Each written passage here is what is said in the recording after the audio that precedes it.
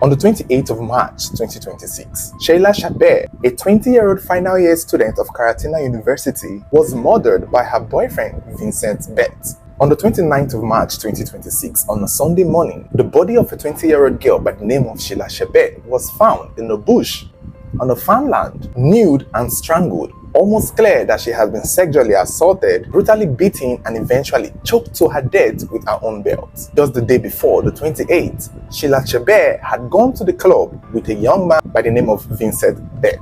It's unclear if Vincent Bet is the boyfriend to Sheila. Some sources are saying they were dating, other sources are saying that they were just friends who attended the same school. Friends who were getting to know each other, almost as though they were in their talking stage. And when you look at it, it might make sense that this was just a talking stage relationship, because Sheila Shabet was in her first year in Karatina University, while Vincent Bet was in his final year. So whatever friendship or relationship they had was not even up to a year. Sheila was studying mortuary science at the Kenya Medical Training College in the Nyeri campus. People who knew her said that she was calm, polite, hardworking, and focused on school. Now, Vincent, on the other hand, is a student of Karatina University and an indigene too of that community in Nyeri County, Kenya.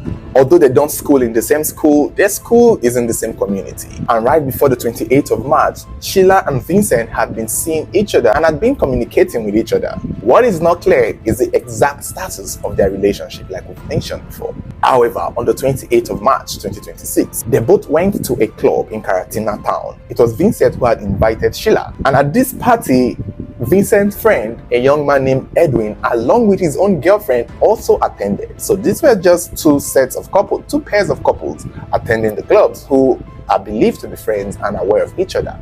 However, on this day, it was said that Sheila began to party too hard. Maybe she's taking a break from studies, and that would explain why she went overboard, drinking to the point she started getting drunk.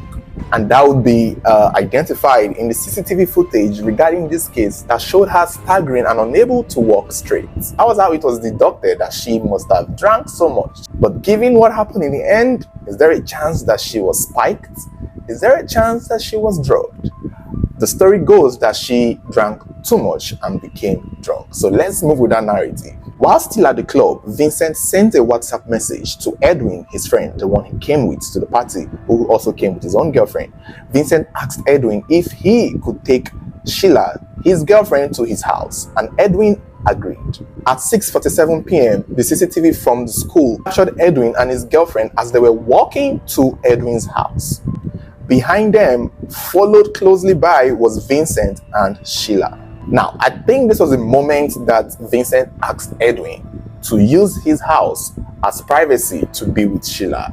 And I think this is code for, can I have sex with my girlfriend in your house? And Edwin understood, because when they got to Edwin's house, on the walk home, that was when Vincent confided in Edwin, letting him know that he doesn't have enough money to go back and he would like to stay over at his place with his girlfriend. And Edwin, in that moment, understood that, okay, maybe he wants to stay over and do something with his girlfriend. It could also be that, truly, Vincent didn't have enough transport money to go back that night. But it became clear what the motive was when Edwin decided to leave his own house for Vincent and Sheila and go out again with his own girlfriend. It's unclear how the house is. I'm guessing since it's a student apartment, it should be probably a self-contained or one room. Now, may not have been enough to house all four of them.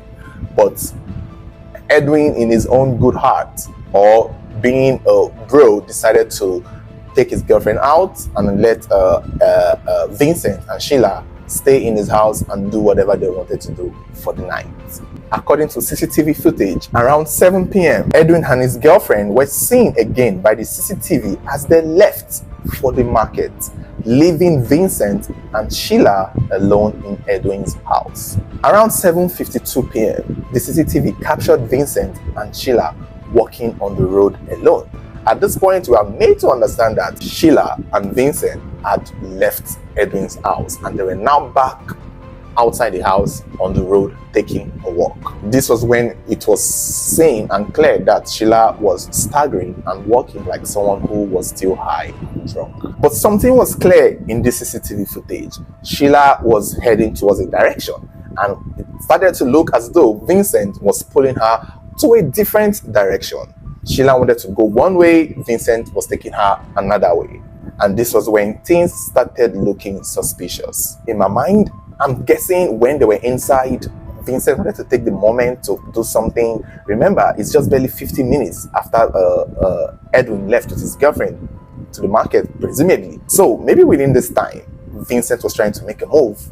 Whether being drunk or not, Sheila was refusing and was asking to leave and go home. That is just what I feel. But then Vincent had other plans or thought of something else. But while they were outside the house, neighbors of Edwin who lived around Edwin's apartment claimed that they heard two people quarreling. And that two persons would have been Sheila and Vincent, that they were quarreling and arguing over something. What they were arguing about wasn't very clear. Some sources are saying they were arguing about money, about Vincent lying that he didn't have money. And in my mind, I'm just doing the mathematics here. I'm just assuming Sheila was like, why are we in this house? I thought you said after the party you take me home. So why am I here? And they start to argue about something. Clearly, the bottom line is it was clear that Sheila wanted to go somewhere else, did not want to be there. But Vincent probably wanted her to be there so that they could do something. Eventually, Vincent was able to lure Sheila towards a direction that he was intending to take her path, a bushy path that had a farmland area. And that was the last time anyone would see Sheila alive. Eventually, Edwin returned home. It's unclear if he returned with his girlfriend, but when he returned home, he was hoping by that time Vincent and Sheila had finished, doing what they were supposed to do. Only for him to get home and did not see anybody in the house. And then he starts to call Vincent to ask, what's up? Why are you guys? I just came back and you guys are not here. But Vincent was just going left, right with his response. It wasn't straightforward. Eventually, he ends the call and sends Edwin a text message claiming that he and Sheila got lost, that they got lost and did not make it to his house. And I think this is the part that is confusing, because we were supposed to understand that they all went to the house together before Edwin left with his girlfriend. But I'm assuming that maybe for Vincent to claim this claim, they probably never got to his house. And when Edwin probably left, like maybe when Vincent requested to use his house, Edwin just left to the market street. And then they never necessarily got to the house, because we are made to understand that they did get into the house and eventually came out of the house. But to Edwin, that was clearly a lie, because he probably knew that Vincent would know the house. So why would Vincent not know his house? How do you get lost to your friend's house that you've been to a couple of times? But Vincent didn't end the story there. He claimed that when he and Sheila were going to the house, they got lost and they took a wrong turn. And when they got to a bushy path, they were attacked by three men. And he took Sheila's phone and ran away and was unable to save her. And since then, he has been looking for Sheila. He even started gaslighting Edwin, started shouting at Edwin, why did you tell me your area was unsafe? Why did you tell me your neighborhood was dangerous?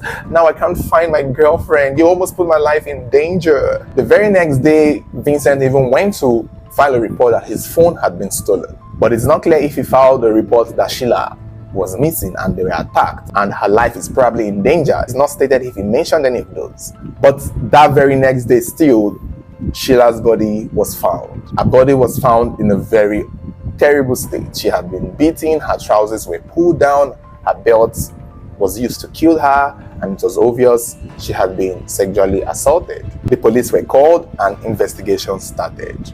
Given the story that Vincent told Edwin, you would expect to see people in this CCTV footage going down the road, coming out the road. You expect to see more things that would help the police have multiple options. But from all the surveillance, all the videos that the police could get around that neighborhood, Vincent was the only person named to be the last person to have been seen with Sheila, making him the #1 suspect. Also adding to the fact that Sheila's phone was with him. Vincent was arraigned in court around 31st March and will remain in custody for 14 days while the police continue to collect evidence, review CCTV footage, WhatsApp messages, and witness statements to determine the exact sequence of events that led to the death of Sheila.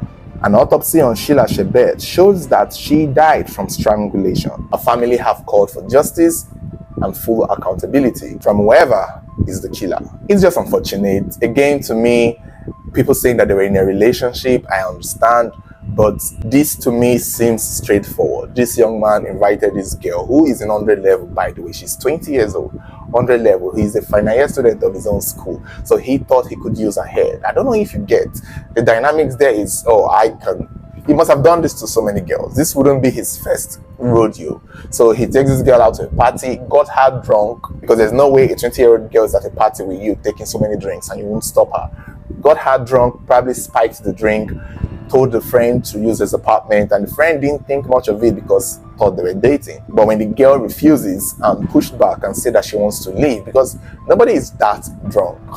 She can be that drunk, but she is aware of what is happening. And when she knew that this boy wanted to do something with her, she was like, nah, let's get out of here. This is not what we agreed.